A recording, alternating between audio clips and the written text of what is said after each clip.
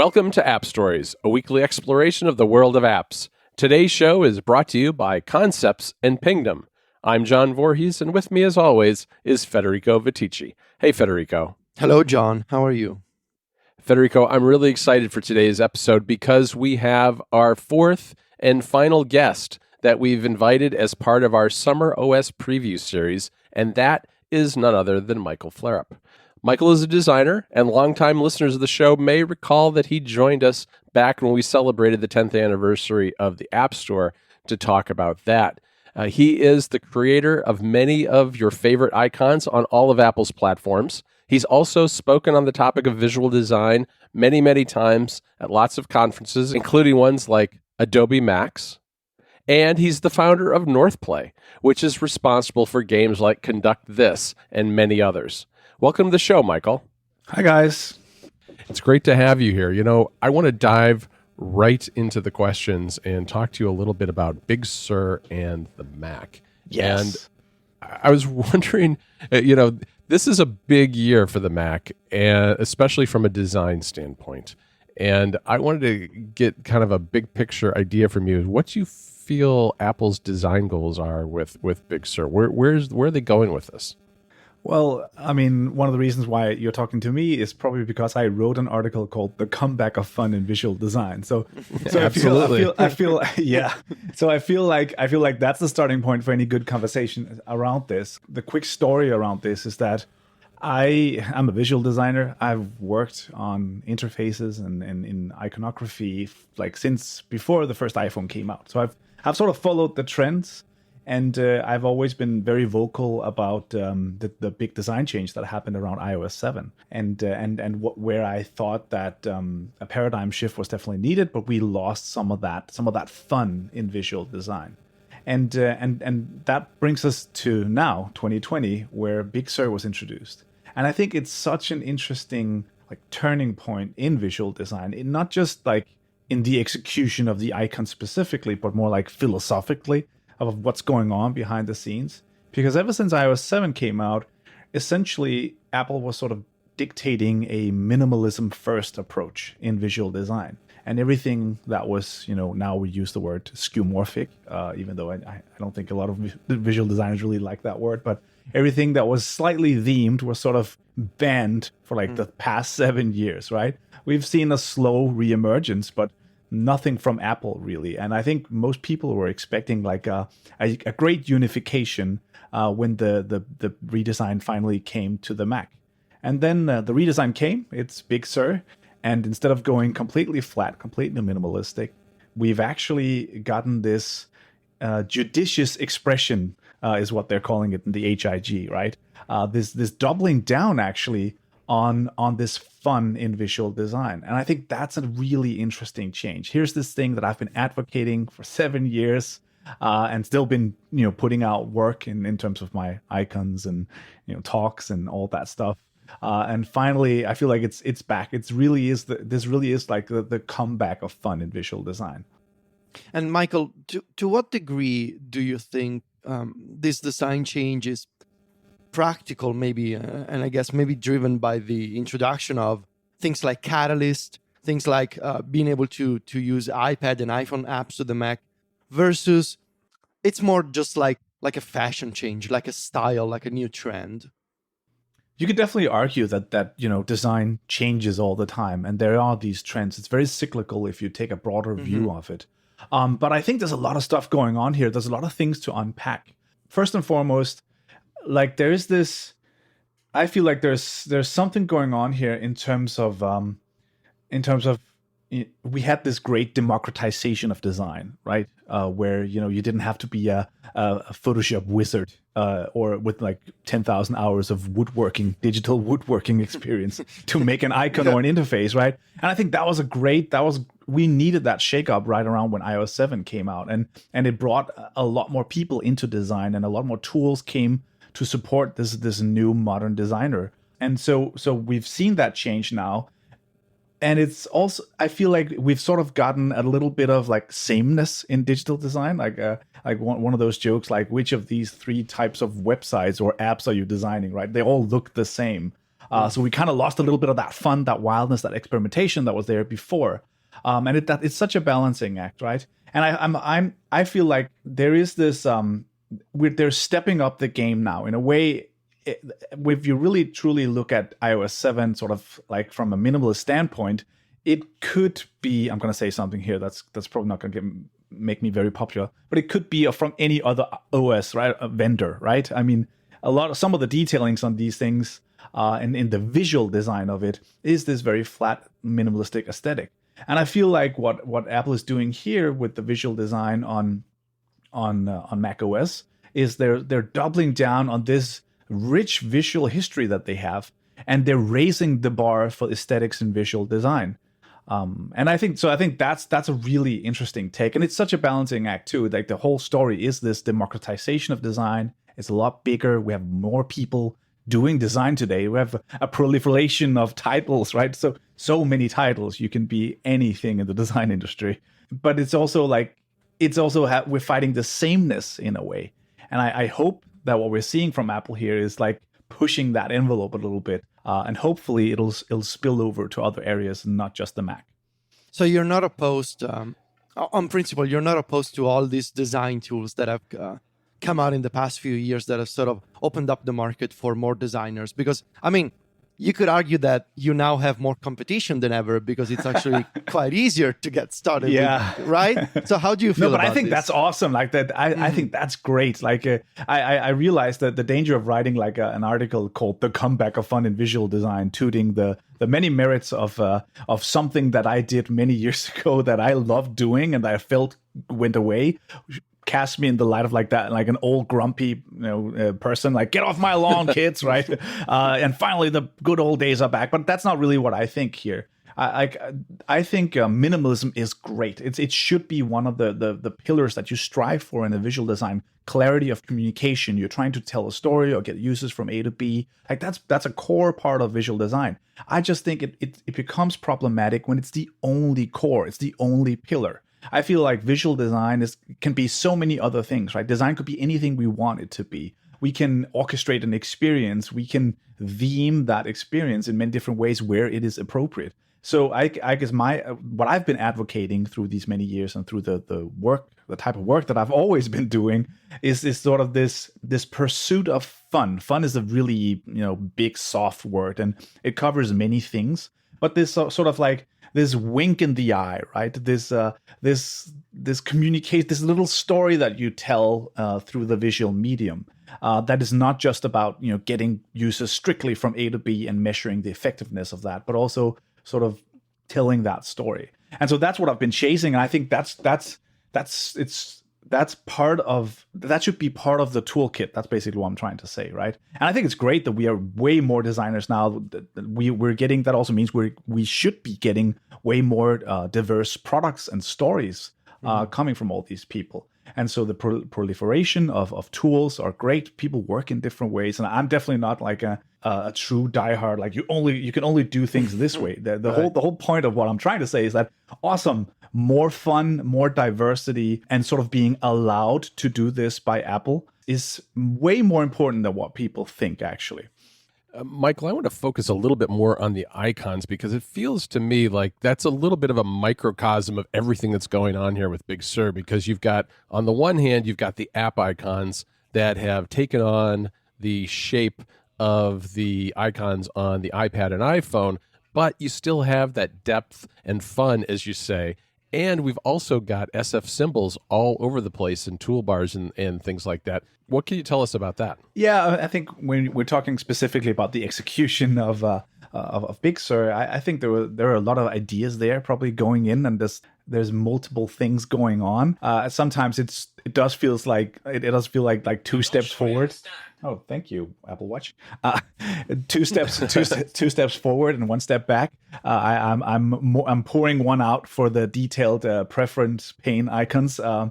Definitely sad to see them go, but I think the cool thing here is like, yes, they've taken on the squircles, and there's a hint of unification going on there, which is interesting, right? But they're also breaking the rules, and they're doing things on the platform that couldn't be done on iOS because we don't have transparency in app icons on iOS. So, the hammer breaking out of the base shape. And if you really dive in and read the HIG, I think there's just some really interesting verbs used to describe the direction that Apple is doing here. And I feel like, to me at least, this much more represents the Apple that I love, where it's like this intersection of technology and the humanities, because you really have more human in there.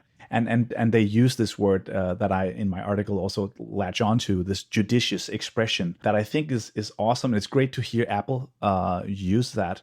The counter argument that I've gotten a lot to my argument is like, you don't have to be allowed to do this in visual design. Third-party developers have been doing their own thing for a long time, and that's true to some extent. And I'm not saying that, oh, great, big brother Apple is coming and allowing us to have fun again. That would also be taking the wrong angle here. But as someone who's freelanced as a designer for 15 years, I know how massive an impact the choices that Apple make they have on the rest of the industry, and the types of email that finds their ways into my inboxes and people that work in this, the other designers that do freelance work.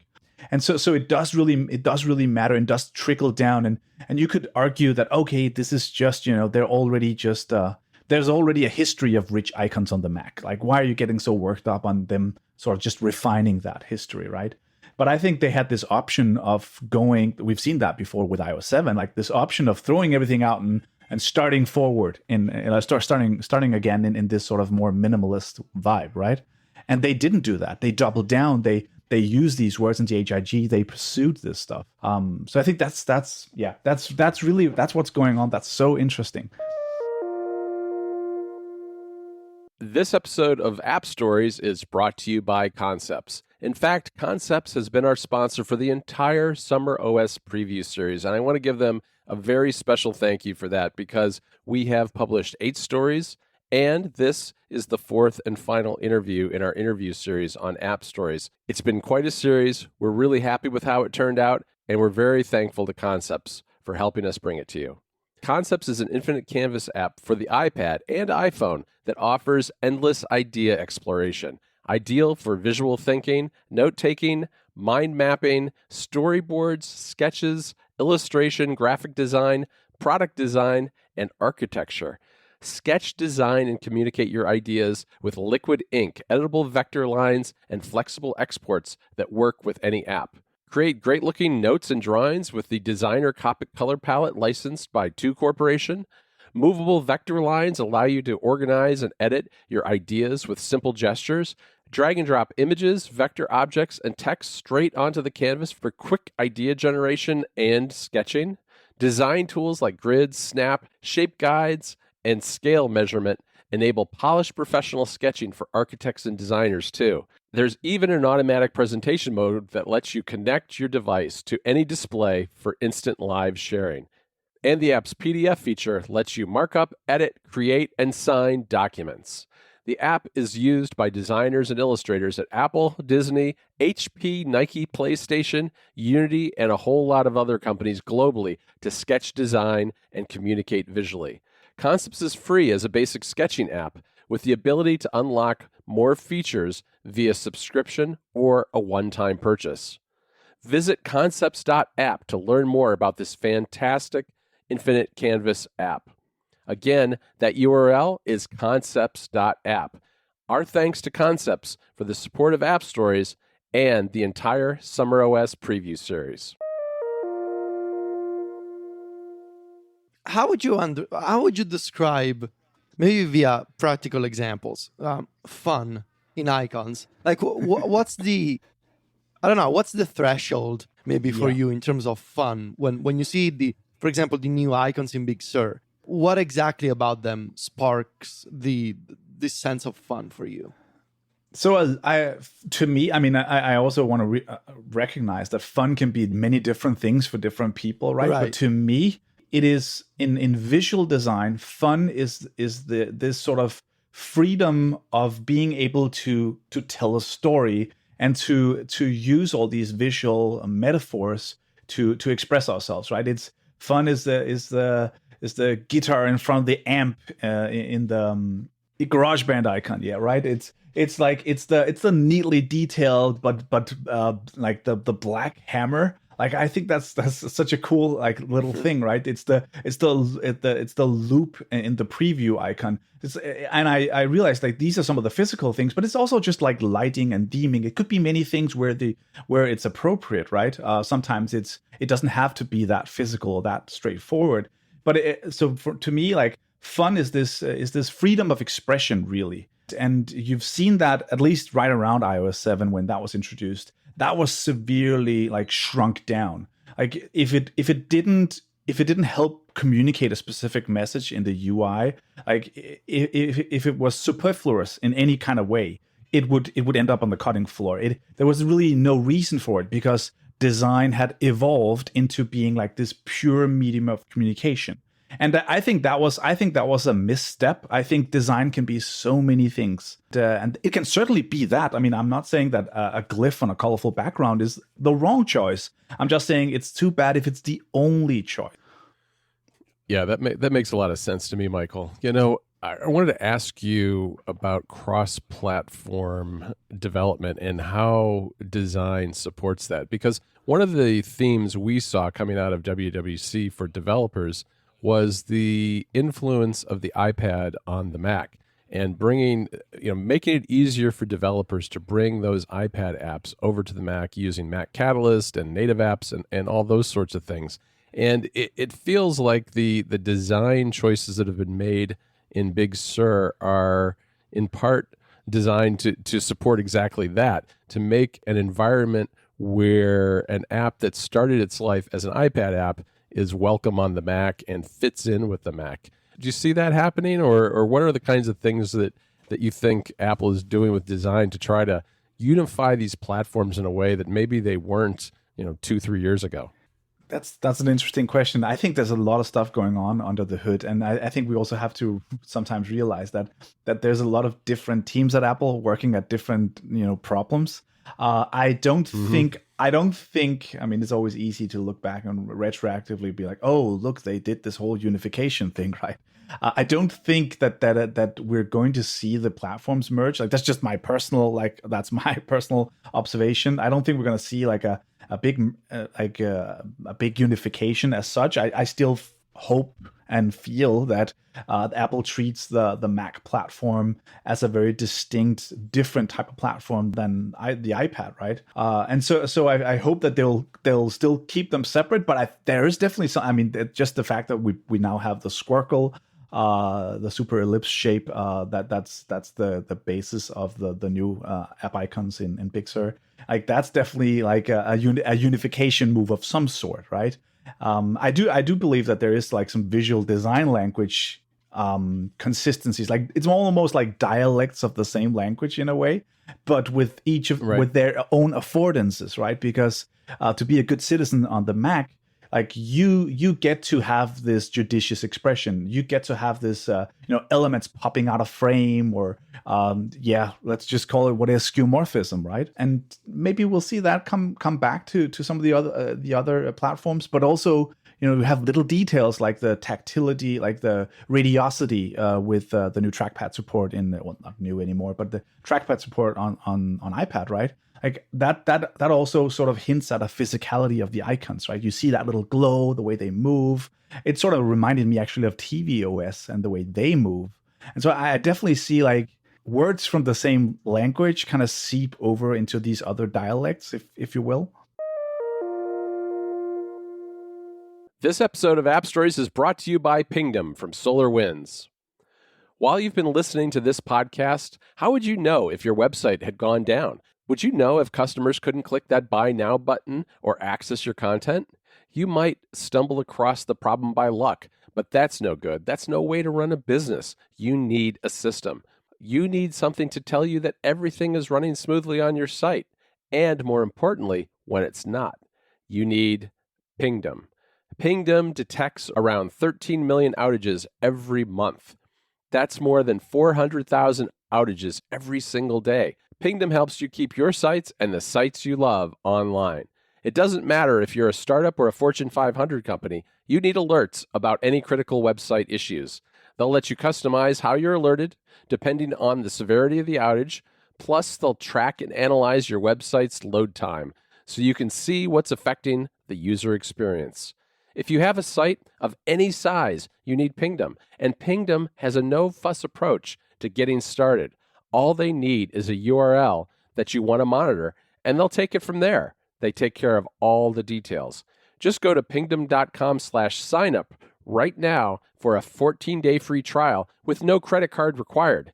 Then, when you're ready to sign up, use the code AppStories at checkout to get a huge 30% off your first invoice. Again, that URL, pingdom.com/signup, and the code AppStories for 30% off your first invoice.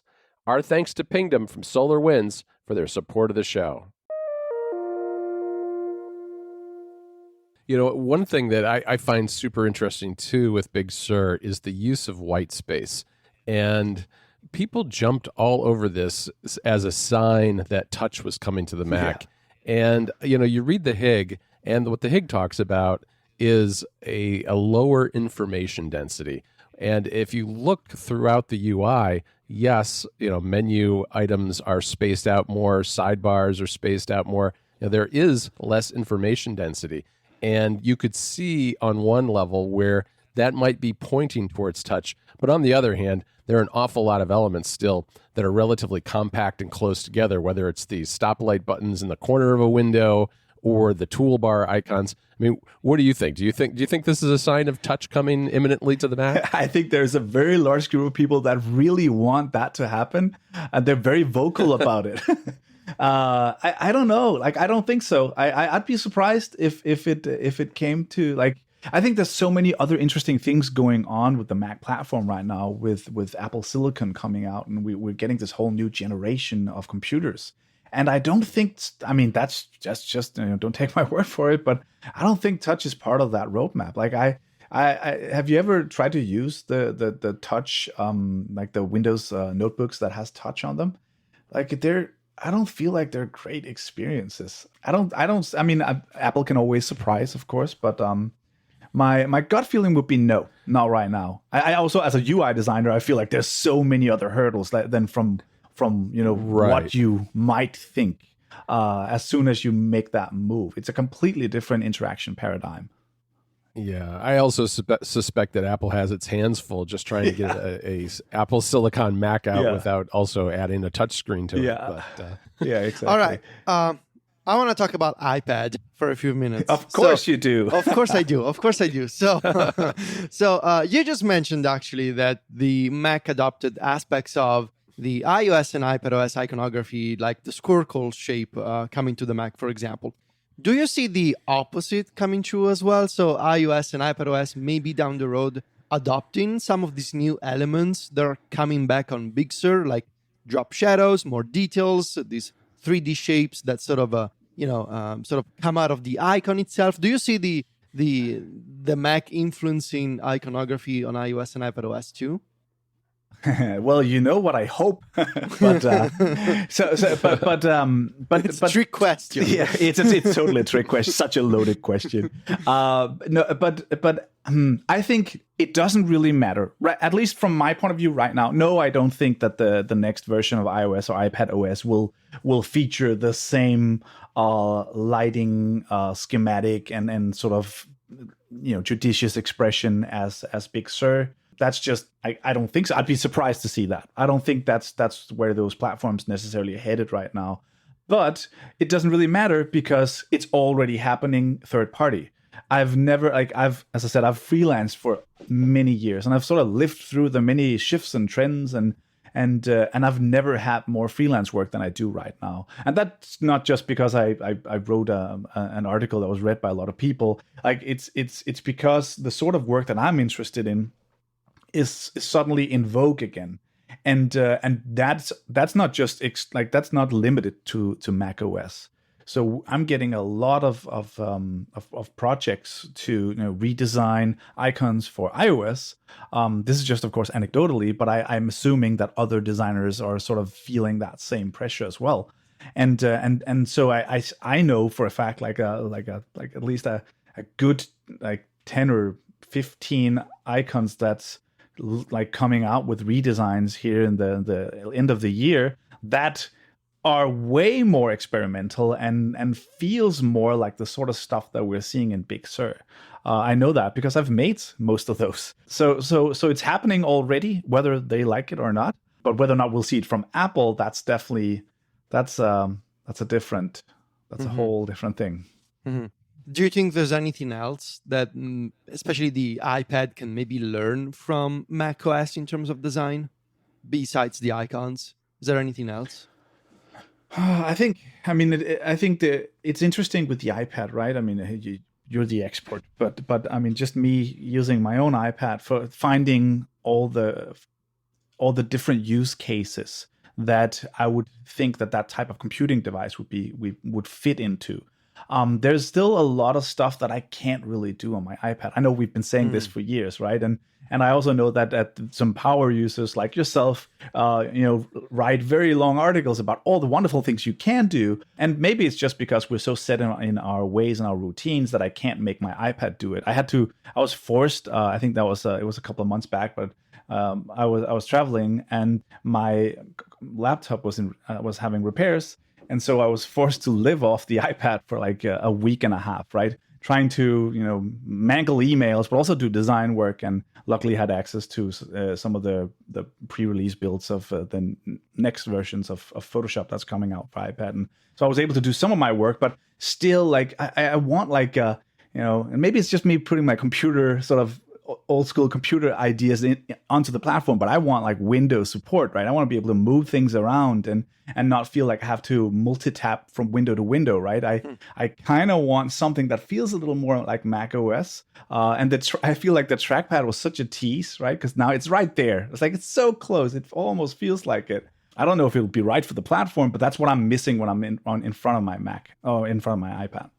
Yeah, I can definitely see that. I want to ask you, maybe this is maybe a little bigger picture question about design in general across the various Apple platforms. And, as you can tell, Federico's been focused all summer on the iPad, and I'm kind of been focused on the Mac. And as I look through the Mac and I compare it to where we've been on iOS as well, I feel like, as we talked about earlier, we had iOS 7 and we had this very flat design where it was difficult at times to even know what was a button. Yeah. And we've also had eras with the Mac and with the iPad and iPhone where it was much more skeuomorphic and things had these analogs to real world items, whether it was unlocking your phone with the slider or a myriad of other things that had been used in iOS design. And now I feel like we're somewhere in between. And, before WWDC, there was one of the hot topics I noticed in the iOS design world was neomorphism with these kind of extruded I know, I'm sorry to bring up this word, but this kind of extruded plastic UI type of look.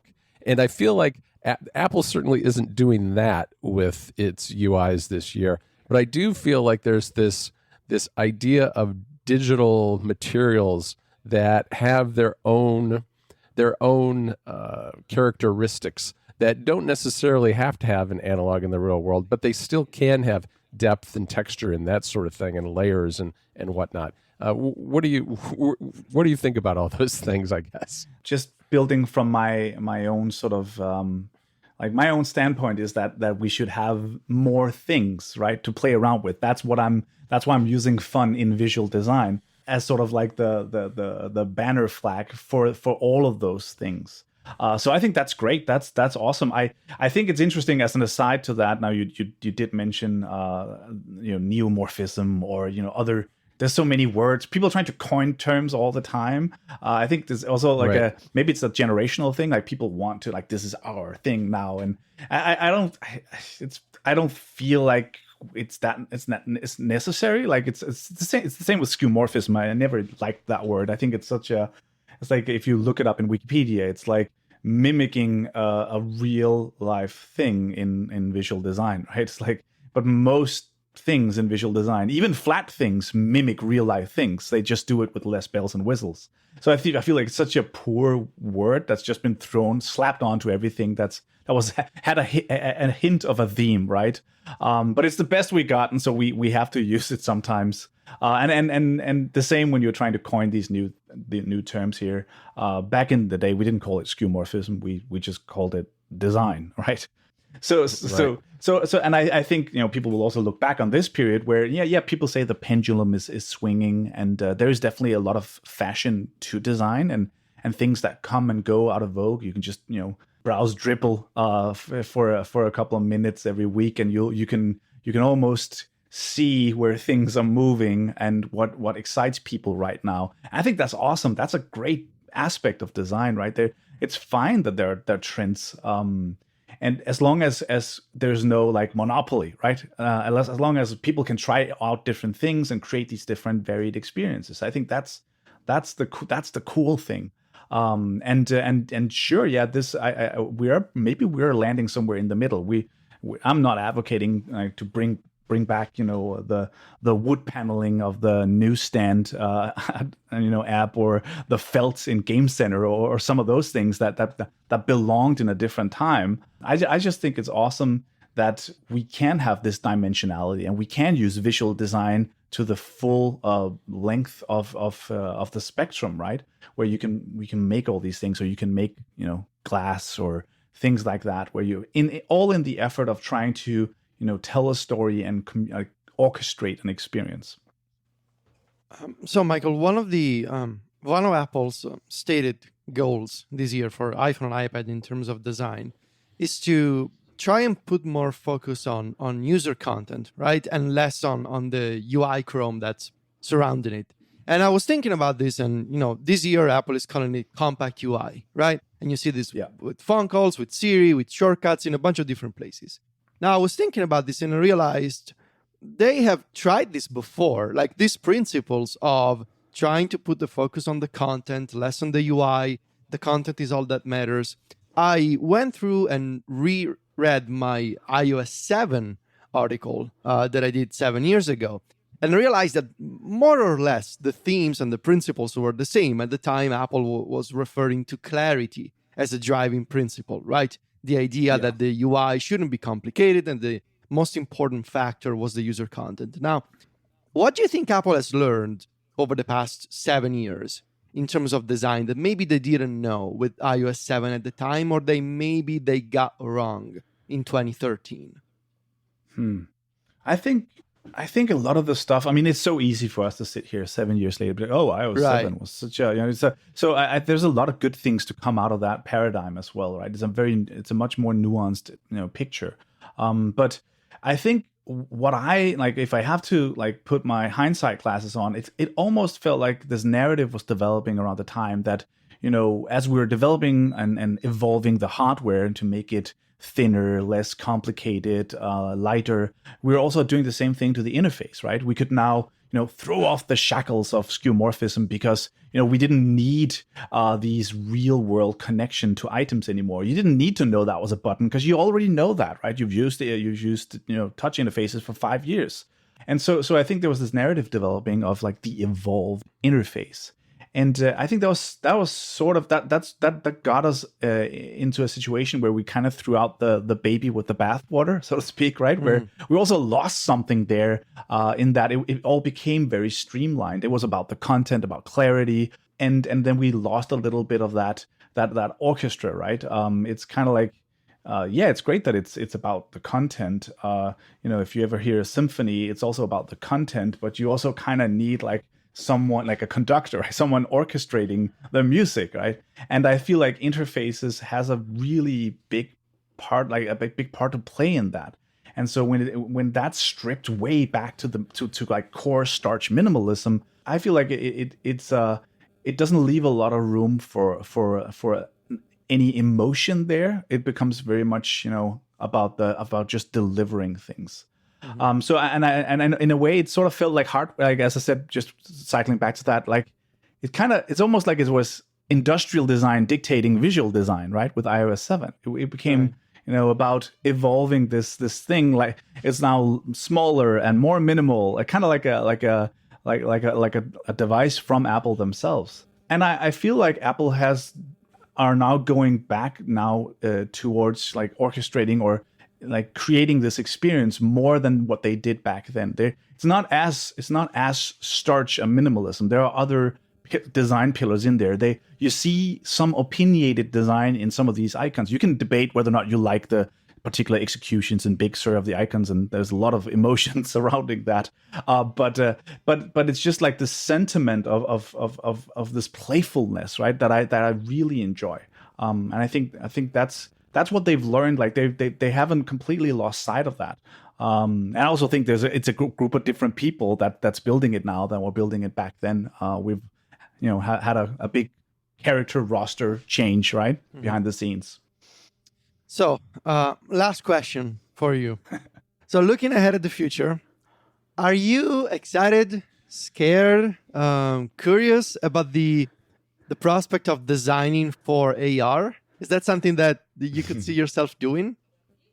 So, as you might know, I run a small game studio called North Play, and we've built AR experiences. We've built an AR game called Conduct AR way back when ARKit was just coming out. So it's a game that has a few years, lifetime already in there. But that actually turned into like a talk that I've given a couple places around the world called Designing for AR, with some of the the learnings from designing around AR. And there's a lot of like the core. You can go and check that out on my YouTube. But the core takeaway there is that it's so easy to create a gimmicky and mediocre AR experience. AR is not like a layer of technological paint you can just put on something, right? It's something that needs to be fundamentally designed into the experience that you're doing, whether or not that's a UI or a game or an advertisement or whatever it is. And so I think AR is definitely interesting. I'm excited by it. I've already designed for AR, and I know that the tools to design AR experiences are not great yet. There's a lot of testing. How many hours do you have? Let me just tell you all my grievances. No, but it's not there yet. But it is exciting, and I also think just sort of trying to neatly string everything together in this conversation here. I talk a little bit about this, or at least hint at it in my article, is that there is something going on with this design other than it just being like this, hey, judicious, fun expression in visual design is back. There is this argument to be made that the reason why we're getting this physicality, all these dimensions and these softer, rounder shapes and the spacing out of the UI and compact UI, as you talked about, Federico, is actually because we're prepping the visual design community and the users to design more experiences that's going to be in mixed reality. And I think that's a super interesting thought, that sharp corners and these glyphs on colored backgrounds don't actually translate well into the physical realm, like in 3D. And so now we're getting a little bit of that fun and dimensionality and 3Dness back, because that's going to translate much better into like a future AR glasses interface design, something like that, right? I think that's an interesting thought. Yeah, that is really interesting. Michael, I want to thank you for joining us today. This has been a really fascinating conversation. Where can people find your work if they want to follow you online? So on social, I'm just my last name, Flarup, Flarup. I have a website, flarup.co, which is like my attempt at an umbrella of these way too many projects that I'm involved in right now. So yeah, that's where people can find me. All right. Thanks a lot, Michael. I want to thank our two sponsors again, too, and that is Concepts and Pingdom. You can find me and Federico over at MacStories.net. Federico is at Fetici on Twitter and Instagram. That's VITICCI. And I'm at John Voorhees, JOHNVOORHWS. Talk to you next week, Federico. Ciao, John.